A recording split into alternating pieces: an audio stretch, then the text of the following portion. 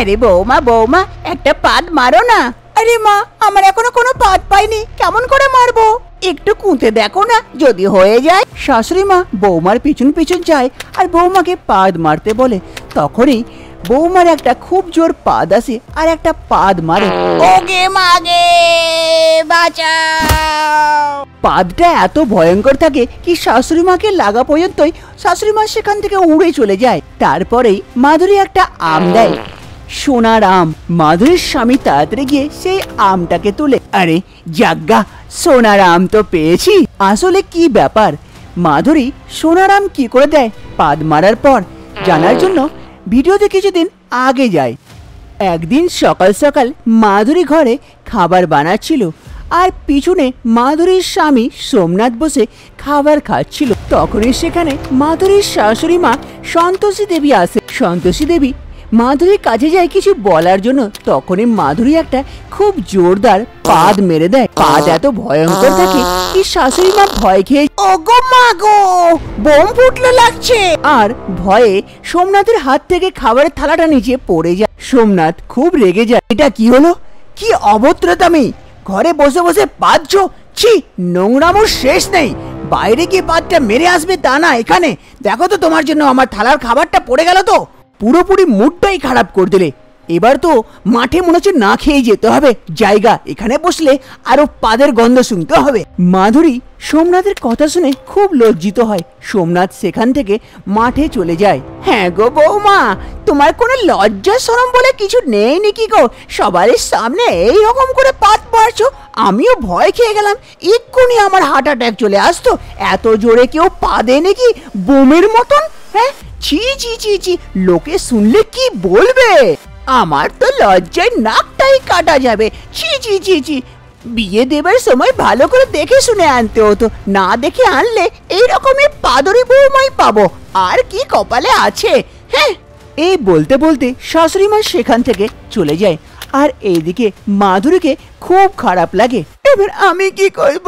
যদি পাদটা বেরিয়েই গেল তা আমি কি করে আটকাবো? আমার হাতে তো নেই। তারপর মাধুরী সেখান থেকে যেতে লাগে। তখনই দেখে পাদের সঙ্গে মাধুরী পায়খানাও করে দিয়েছিল। আরে তাড়াতাড়ি এটা পরিষ্কার করে দি, না তো এক্ষুনি শাশুড়ি মা দেখবে তো আরো দুটো কথা শুনিয়ে যাবে। একদিন গ্রামের এক বউ রেখা নদীতে জল ভরতে এসেছিল। নদীতে জল ভরে সেখান থেকে উঠে ঘরের দিকে যাচ্ছিল। তখনই সেখানে মাধুরী আসে জল ভরতে।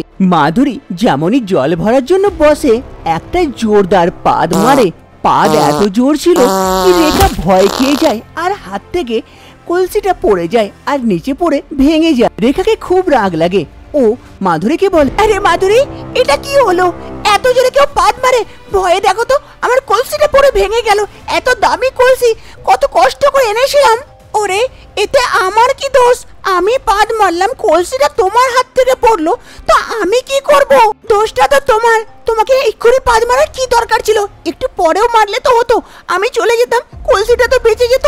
তোমার কলসি তুমি বাঁচাতে পারোনি, আমাকে বলতে এসো না। বলে কি আবার আমার পাদের দোষ? হ্যাঁ হ্যাঁ, দাঁড়াও, তোমার শাশুড়ি মাকে আমি নালিশ করব। তোমার জন্য পুরো গ্রামে সবাই বিরক্ত হয়ে গেছে, আর এই তোমার পাদের জন্য। এই বলতে বলতে রেখা সেখান থেকে চলে যায়। হ্যাঁ, এসেছে বেশি বলতে আমার পাদের বিষয়ে। এবার আমার পাদটা বেরোচ্ছে, তো আমি কি করব? ওকে আটকে ধরে রাখবো নাকি? যা বলবে বলুক গা। গ্রামবাসীর সবাই মাধুরীর বিষয়ে নালিশ করে করে শাশুড়ি মা এই শুনে শুনে বিরক্ত হয়ে গিয়েছিল। একদিন শাশুড়ি মা নির্ণয় নয় আর মাধুরীকে ঘর থেকে বার করে দেয়। মা, এ কি করছেন আপনি? আমাকে ঘর থেকে বার করে দিচ্ছেন কেন? হ্যাঁ হ্যাঁ, তো আর কি করব? তোমার বিষয়ে আরো নালিশ শুনবো? পুরো গ্রামবাসী সবাই বিরক্ত হয়ে গেছে। আমরা তো বিরক্ত আগে থেকেই ছিলাম, এবার গ্রামের লোকও তোমার পাদ থেকে বিরক্ত হয়ে গেছে। এবার আমাকে রেহাই দাও আর এখান থেকে গুটিয়ে পড়ো। মা, কোথায় যাব আমি এখন বলুন? যেখানে যাবে সেখানে যাও, যেই চলে যাবার সেখানে যাও, ব্যাস ঘুরে ফিরিয়ে এই বাড়িতে আসিও না জানো। কিন্তু মা, ব্যাস এবার বিদায়টা নাও। এ বলে শাশুড়ি মা ঘরের ভেতরের দিকে চলে যায়। আর এদিকে মাধুরী, আরে এবার আমি কোথায় যাব? এখানে একাই কোথায় যাব? কে রেহাই দেবে আমাকে? কে থাকতে দেবে? কার বাড়িতে? এ পাদ আমাকে বেরবাদ করে দিল, আজকে আমাকে ঘর থেকেও বার করে দিল। মাধুরীর কাছে ঘরের রাস্তা তো বন্ধ হয়ে গেছিল, আর কোনো চারা ছিল না, তাই ও আগে বাড়ে কোনো ঠিকানা খোঁজার জন্য।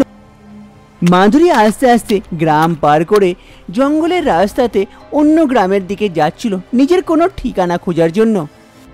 মাধুরী চলতে চলতে হাঁপিয়ে গিয়েছিল। সে এক নদীর পাশে এসে দাঁড়ায়। কি হাঁপিয়ে গেছি, আর চলতে পারছি না, কি করি? নদী থেকে একটু জল খেয়ে নাকি, খিদেও পেয়েছে খুব জোরে। কোথাও থেকে যদি কিছু খাবার পাওয়া যেত খুব ভালো হতো, কিন্তু খাবার আর কোথায় জুটবে, কপালটাই তো খারাপ। তখনই ঢপ করে এক আওয়াজ হয়, গাছ থেকে একটা আম পড়ে। মাধুরী দেখে খুব খুশি হয়ে যায়। মাধুরী তাড়াতাড়ি আমটাকে তুলে নেয়। যাজ্ঞা, কিছু তো পাওয়া গেল, এই আমটাকে কিছুটা তো পেট ভরবে। মাধুরী যেমনই আমটা খেতে যায় তখনই ও কিছু আওয়াজ শুনতে পায়। মাগো, দুদিন থেকে কিচ্ছু খাইনি, কেউ একটু খাবার দাও গো, আর চলছে না শরীর, কেউ কিছু খাবার দাও গো। মাধুরী দেখে এক বুড়ি গাছের তলায় বসে খাবারের অপেক্ষা করছে, দুদিন থেকে কিচ্ছু খায়নি। মাধুরীকে দেখে সেই বুড়িটাকে খুব মায়া লাগে। মাধুরী বুড়িটার কাছে যায়। বুড়িমা, বুড়িমা, আপনি এই আমটা খেয়ে নিন, আপনার খিদেটা কিছুটা ভরে যাবে। আরে না না বাছা, আমটা তো তুমি পেয়েছো, তো তুমিই খাও, খিদে তো তোমারও পেয়েছে। আরে না না বুড়িমা, আমার খিদেটা সহ্যর মতন পেয়েছে, আপনি তো দুদিন থেকে কিছু খাননি, আপনি এই আমটা খান, কিছুটা শরীরে শক্তি আসবে। আরে বাছা, তুমি এখানে কোথা থেকে? তোমাকে তো আগে দেখিনি এদিকে। আর কি করব বুড়িমা, কপালটাই খারাপ, এমন একটা রোগ আছে যেটার কোনো সমাধানই নেই, এই জন্য ঘরের লোকেরা আমাকে ঘর থেকে বার করে দিয়েছে, তাই অন্যদিকে যাচ্ছি কোথাও ঠিকানা খুঁজতে। আরে বাছা, তাহলে তো এই আমটার তোমারই দরকার, এই আমটা তুমি খাও, দেখো সব সমস্যার সমাধান বেরিয়ে যাবে। কিন্তু বুড়িমা, এই আম খেলে কেমন করে সমাধান বেরোবে? আরে বাছা, এটা মায়াবী গাছের আম, এ আম খাওয়ার পর যেমনই তুমি পাদ মারবে, তারপরে তুমি একটা সোনার আম দেবে। আরে না না বুড়িমা, এ কি বলছেন? সোনার আম দিতে অনেক কষ্ট হবে, না না না, আমাকে চাই না। আরে কিচ্ছু হবে না, খেয়ে নাও, খেয়ে নাও। মাধুরী সেই বুড়িটার কথা শুনে সেই আমটাকে খাওয়ার জন্য পিছনে ঘুরে আর আম খেতে লাগে। আমটা খাওয়া শেষ হয়ে যেমনই পিছনে ঘুরে দেখে, পিছনে আর সেই বুড়িটা ছিল না। আরে এই বুড়িমাটা কোথায় গেল? এক্ষুনি তো ছিল, আমি তো আমটাও খেয়ে নিলাম। মায়াবী গাছের আমের মতন মায়াবী বুড়িমাটাও ছিল, এবার আমার কি হবে? তার কিছুক্ষণের মধ্যেই মাধুরীকে খুব জোর পাদ আসে, ও একটা পাদ মারে আর তারপরে একটা আম দেয়। মাধুরী সেই আমটাকে দেখে, হাতে তুলে দেখে, আরে এ তো সোনার আম, আমি যদি যাই শাশুড়ি মাকে বলি, শাশুড়ি মা তো খুব খুশি হয়ে যাবে আর আমাকে আনন্দেতে ঘর ঢুকাবে। তারপর মাধুরী নিজের ঘরের দিকে চলে যায় সে আমটাকে নিয়ে। এদিকে সোমনাথ খাটে বসেছিল, তখনই তার মা সন্তোষী দেবী সোমনাথকে খাবার দেয়। আরে সোমনাথ, নে দেখ কত রকমের তরকারি বানিয়েছি, আজকে মজাতে বসে খা। আরে মা, কি করে বসে খাবো বলো? তুমি তো বলেছিলে কি মাধুরীকে ঘর থেকে তাড়িয়ে দিয়েছো, তো ওইটাকে দেখো দরজাতে দাঁড়িয়ে আছে আর ঠিক খাবার সময় এসে পড়ে। একটা যদি পাদ মারলো আর আমার খাবার রুচি হবে না, ওর আগে ওকে তাড়িয়ে এসো। আরে মাধুরী, তোকে তো আমি তাড়িয়ে দিয়েছিলাম ঘর থেকে, আবার তুই কি করতে চলে এলি এই ঘরে? তোকে বারণ করেছিলাম না আসতে। আরে মা, একটা খবর বলতে এসেছি, খবরটা শুনে আমাকে বরণ করে তুলবেন আপনি। সেটা তো এই জন্মে আর পুরো হবে না, তাও বলে দে কি খবর। আরে মা, এটা দেখুন, এটা সোনার আম। কি সোনার আম? তুই কোথা থেকে পেলি? নিশ্চয়ই কোথা থেকে চুরি করে এসেছিস। আরে বাছা, পালা রে, এ তো আমাদেরকে জেল পাঠিয়ে ছাড়বে, এ তো চুরি করেছে। আরে না মা, আমি কোনো চুরি করিনি। তাহলে এ সোনার আম কোথায় পেলি? আরে মা, এটা আমার হাগা। কি, এটা হাগা? ছি ছি ছি ছি, থু থু থু থু, তুই আবার কবে থেকে সোনার পায়খানা করতে লাগলি? হ্যাঁ মা, আমি যখনই একটা পাদ মারবো তারপরে একটা সোনার আম দেব, আপনি দেখবেন, আর যদি ঘরে না ঢুকতে দেবেন তাহলে চলে যাচ্ছি অন্য কোথাও। কাউরের ঘরে গেলেই ওর ঘর তো বড়লোক হয়ে যাবে। তখনই সোমনাথ তাড়াতাড়ি উঠে এসে বল, আরে না না মাধুরী, কোথায় যাচ্ছ তুমি? না না, ঘরে এসো, ঘরে এসো, চলো ঘরের ভেতরে চলো। বাইরে কি করছো তুমি? অন্য কাউরে ঘর যাবার কি দরকার? এসো, এটা তো তোমারই ঘর। এবার থেকে মাধুরীর খুব খাতিরদারি হয়, আর মাধুরীকে খুব ভালো ভালো রান্না করে খাওয়ানো হয়। আরে মা, আর খেতে পাচ্ছি না। আরে বৌমা, আর এরকম করলে কি হয়?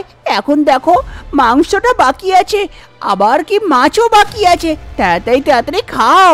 আরে মা, এত বেশি খাবো তো আমার গ্যাস হয়ে যাবে। আরে বৌমা, আমরাও তো এটাই চাই যে তোমার গ্যাস হোক আর তুমি জোরদার পাদ মারো।